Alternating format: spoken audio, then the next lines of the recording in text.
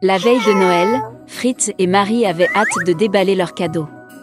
Soudain, on frappa à la porte. C'était leur oncle avec un tas de cadeaux dans ses mains. Les enfants étaient très heureux de le voir. Puis, ils ont commencé à déballer les cadeaux. Marie a eu des poupées fantaisie, de la vaisselle jouet et une belle robe en soie.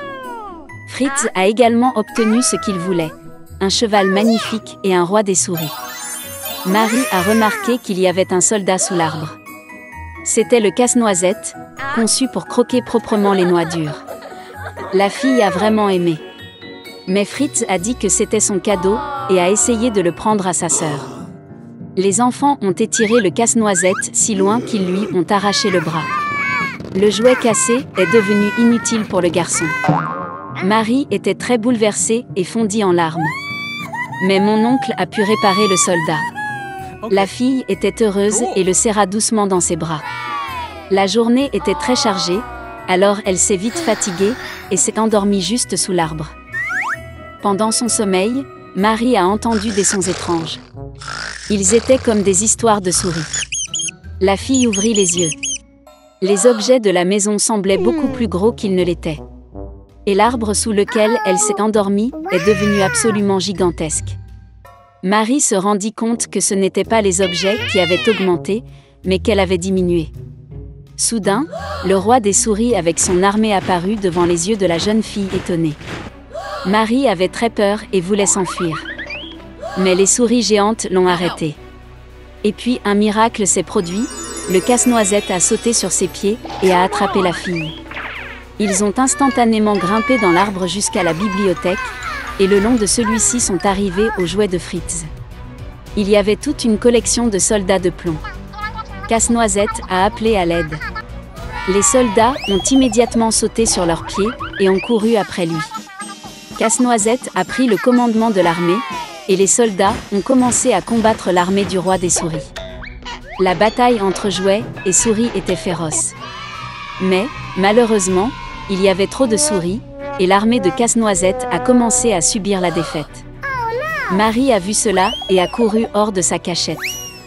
Elle a jeté sa chaussure sur le roi des souris et l'a frappé à la tête, et il est tombé au sol inconscient. Le reste des souris a réalisé que la bataille était perdue, et s'est enfui dans toutes les directions. Marie a couru vers le casse-noisette, mais il était inconscient, car il avait été grièvement blessé par le roi des souris. La fille pensa qu'il était mort et se mit à pleurer amèrement. Et soudain, une belle fée est apparue derrière Marie. Elle a décidé d'aider la fille. D'un geste de sa baguette, elle relança Casse-noisette. Avec un deuxième mouvement de sa baguette, la fée transforma le soldat en un beau prince. Marie et Casse-noisette se regardaient avec des yeux aimants et ne pouvaient pas quitter les yeux. D'un geste de sa baguette pour la troisième fois, la fée a emmené le couple amoureux au royaume des bonbons. Les arbres étaient faits de bonbons et les fleurs de marmelade. C'était un endroit merveilleux. Marie ferma les yeux une seconde de plaisir. Et soudain, elle a entendu la voix de sa mère, qui l'appelait par son nom. Ouvrant les yeux, la fille vit sa mère, qui la regarda avec confusion. Marie ne pouvait pas non plus comprendre ce qui se passait. La fille a raconté son merveilleux voyage, mais sa mère ne lui a souri que gentiment. Puis Marie a vu le casse-noisette en éteint dans ses bras. Et puis elle s'est rendue compte qu'elle avait dormi sous l'arbre toute la nuit, et que tout ce qui lui était arrivé n'était qu'un rêve vivant. Quelques années plus tard, le neveu de leur parrain est venu rendre visite à Marie et Fritz. Dès qu'il est entré dans la maison, la fille est presque tombée au sol de surprise. Le garçon ressemblait à Casse-noisette comme deux gouttes d'eau. Il aimait aussi Marie à première vue. Après un certain temps, ils se sont mariés et n'ont pas vécu pire que dans le royaume magique des bonbons. Il était une fois un renard rusé et narcissique dans une forêt dense. Elle a trompé tout le monde, donc aucun des animaux ne lui faisait confiance et ne voulait pas être ami avec elle. Bientôt, le renard en eut marre d'être seul et elle invita sa voisine grue à dîner. Au début, la grue a refusé, se rappelant qu'on ne peut pas faire confiance au renard. Mais le renard l'a convaincue, en disant qu'à part lui, aucun des animaux ne veut être ami avec elle. Et surtout, le renard l'a invitée à devenir ses meilleurs amis. Crâne était heureux de cette invitation, et après un certain temps est allé visiter. La soupe faite par le renard était très aromatique. Après avoir mis la table, elle a saupoudré la nourriture dans de grandes assiettes.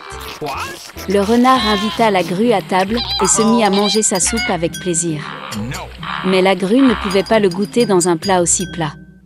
Il frappa sans succès son bec sur l'assiette, et à la fin resta affamé. La grue était bouleversée, pensant que le renard était très inattentif envers lui. Mais il était invité chez elle, donc il n'a rien dit de son ressentiment. Pendant ce temps, le renard a terminé la soupe jusqu'à la dernière goutte. Voyant que la grue était sur le point de partir, elle demanda avec incrédulité s'il aimait le dîner. La grue a poliment dit au revoir et est rentrée chez elle affamée et bouleversée. Okay. Au bout d'un moment, la grue a décidé de donner une bonne leçon au renard. Il alla voir sa petite amie et l'invita poliment à dîner. Lisa était très satisfaite de l'offre et a accepté. Après avoir préparé le souper, la grue sortit 2 cruches hautes et étroites pour lui et le renard. Il a mis la table et mis la nourriture dans les cruches. À ce moment-là, le renard était venu. Elle avait très faim. La grue invita l'invité à table et les amis se mirent à dîner.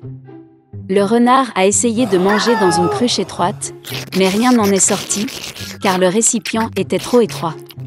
Pendant ce temps, la grue mangeait avec aisance avec son long bec. Quand il eut fini, il vit le renard essayer sans succès de manger. Crâne a demandé si elle aimait le dîner. Mais le renard a répondu qu'elle ne pouvait rien manger du fait que la cruche était trop étroite et longue. La grue attendait une réponse similaire. Il rappela au renard qu'il avait quitté sa maison affamé parce que l'assiette était trop plate. Et puis elle a réalisé son erreur. Elle avait honte d'être si peu attentive à son voisin. Lisa s'est excusée et a dit qu'elle ne pouvait même pas penser qu'il ne pourrait pas manger dans une telle assiette. Crâne lui a pardonné et a dit que désormais, ils devaient se souvenir de leurs différences. Cela dit, il apporta une grande assiette dans laquelle l'invité pouvait facilement dîner. Quand il était temps de dire au revoir, le renard a eu une idée.